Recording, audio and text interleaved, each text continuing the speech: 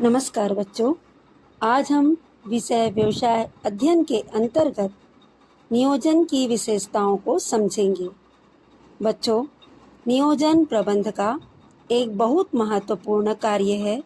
किसी भी कार्य को सफल बनाने के लिए पहले योजना बनाना आवश्यक होता है। इसीलिए नियोजन की प्रमुख विशेषताएं होती हैं जिन्हें हम समझेंगे। नियोजन की पहली विशेषता है, नियोजन का केंद्र बिंदु उद्देश्य प्राप्ति होता है। नियोजन हमेशा किसी लक्ष्य को प्राप्त करने के लिए किया जाता है। जब तक हमारे पास कोई उद्देश्य नहीं होगा, तब तक हम योजना नहीं बना सकते। जैसे यदि हमें परीक्षा में अच्छे अंक लाने हैं, तो हमें पढ़ाई कैसे करना है, योजना बनाना होगा। इसलिए कहा जाता है कि नियोजन का मुख्य उद्देश्य लक्ष्य प्राप्त करना होता है। अब हम समझते हैं इसकी दूसरी विशेषता। नियोजन प्रबंधन का प्राथमिक कार्य है। प्रबंधन के सभी कार्यों में नियोजन सबसे पहला कार्य होता है, क्योंकि जब तक योजना नहीं बनेगी, तब तक संगठन, निर्देशन और नियंत्रण जैसे अन्य कार्य सही ढंग से नहीं किए जा सकते।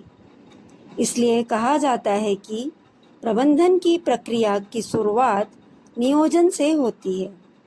तीसरी विशेषता, नियोजन सर्वव्यापी होता है। इसका अर्थ है कि नियोजन संगठन के हर स्तर पर आवश्यक होता है, चाहे वह उच्च स्तर का प्रबंधक हो, मध्य स्तर का हो या निम्न स्तर का। सभी को अपने अपने कार्यों के लिए योजना बनानी पड़ती है। अब हम समझते हैं चौथी विशेषता। नियोजन एक सतत या निरंतर प्रक्रिया है।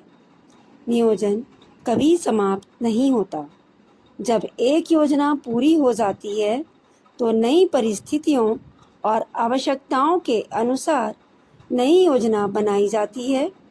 इसलिए नियोजन लगातार चलते रहने वाला प्रक्रिया है। अब अगली विशेषता, नियोजन एक मानसिक या बौद्धिक प्रक्रिया है। योजना बनाने के लिए सोच विचार करना पड़ता है। इसमें विभिन्न विकल्पों का विश्लेषण करके सबसे अच्छे विकल्प का चुनाव किया जाता है। इसलिए नियोजन को बौद्धिक प्रक्रिया कहा जाता है। इसकी छठवीं विशेषता है, नियोजन भविष्य की ओर देखने वाली प्रक्रिया है। नियोजन